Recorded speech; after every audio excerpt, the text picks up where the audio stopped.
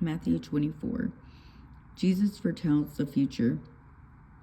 As Jesus was leaving the temple grounds, his disciples pointed out to him the various temple buildings. But he responded, "Do you see all these buildings? I tell you the truth, they will be completely demolished. Not one stone will be left on top of another." Later, Jesus sat on the Mount of Olives. His disciples came to him privately. "What sign will signal your return and the end of the world?" Jesus told them.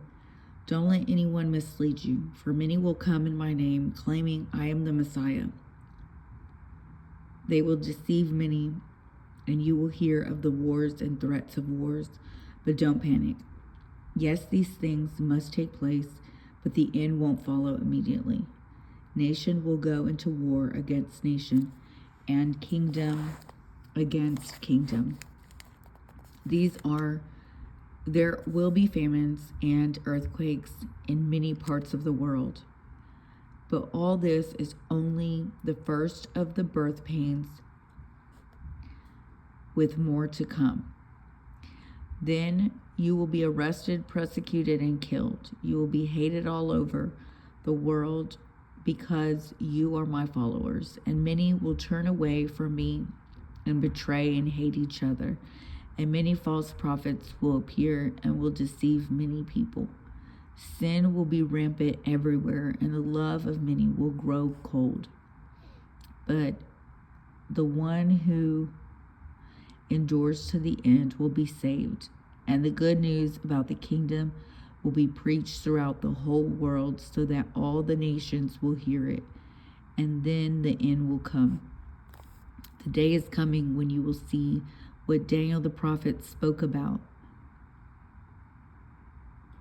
the sacrilegious object that causes desecration standing in the holy place. Reader, pay attention. Then those in Judea must flee to the hills. A person out on the deck of a roof must not go down into the house to pack. A person out in the field must not return even to get a coat.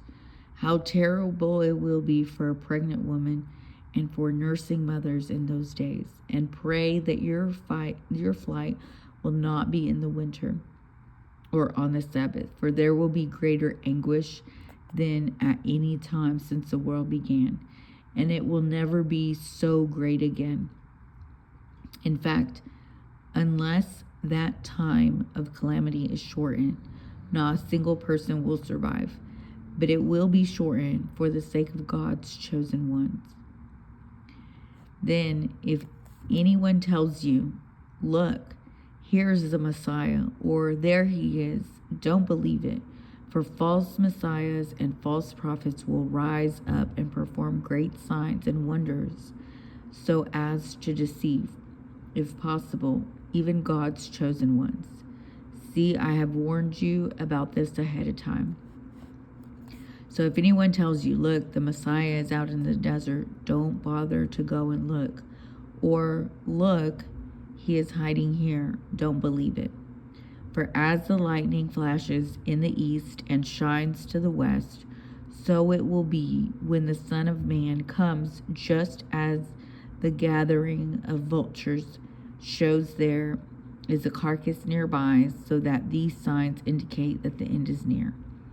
Immediately after the anguish of those days, the sun will be darkened, the moon will give no light, the stars will fall from the sky, and the powers of heavens will be shaken.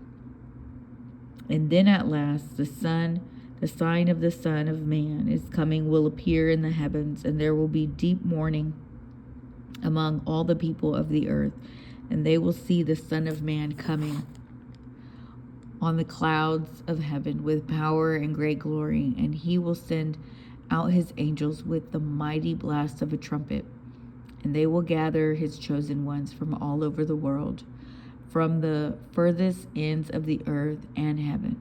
Now learn a lesson from the fig tree. When its branches bud and its leaves begin to sprout, you know that summer is near. In the same way, when you see all these things, you will know his return is near, right at the door. I tell you the truth, this generation will not pass from the scene until all these things take place. Heaven and earth will disappear, but my words will never disappear. However, no one knows the day or hour when these things will happen, not even the angels in heaven or the Son himself. Only the Father knows. When the Son of Man returns, it will be like it was in Noah's day. In those days before the flood, the people were enjoying banquets and parties and weddings right up to the time Noah entered his boat. People didn't realize what was going to happen until the flood came and swept them all away. That is the way it will be when the Son of Man comes. 2 men will be working together in the field. One will be taken, the other left. 2 women will be grinding flour at the mill. One will be taken, the other left. So you too must keep watch, for you don't know what day your Lord is coming. Understand this. If a homeowner knew exactly when a burglar was coming, he would keep watch and not permit his home to be broken into. He also must be ready all the time, for the Son of Man will come when least expected. A faithful, sensible servant is one to whom the master can give the responsibility of managing his own or his other household servants and feeding them. If the master returns and finds that the servant has done a good job, there will be a reward. I tell you the truth, the master will put that servant in charge of all he owns.